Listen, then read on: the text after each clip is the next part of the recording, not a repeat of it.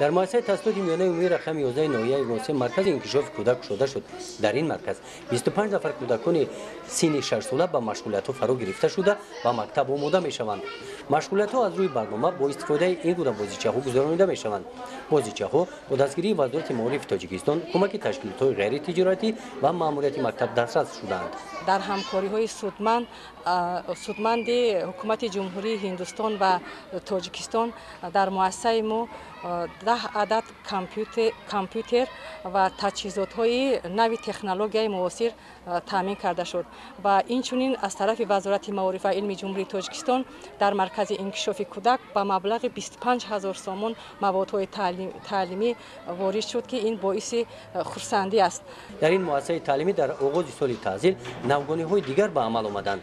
سیمخانه تعلیم هنر دوزندگی با واسطه‌های الکترونی پروژکتور و دستگاه الکترونی تامین کرده شد.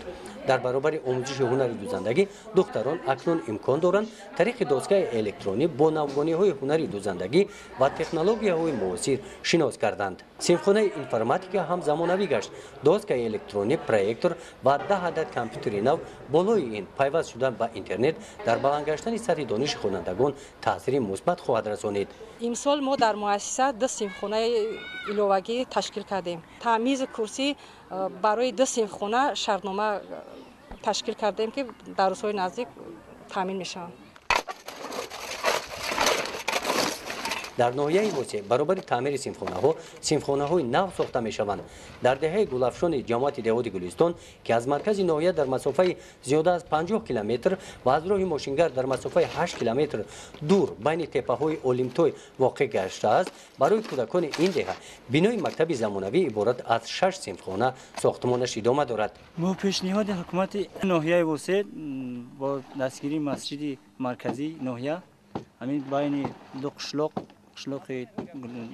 گلافشون 1 گلافشون 2 با مسجد چی مکتبی کنش مکتبی پیشینشون مکتبی نو ساخته استن برای 200 طلبه همینجا در هر جو میخونن، در ارال میخونن، در اولینتوی میخونن، تا صنف 4 دارن، این تا صنف 11 را میشن این مکتب.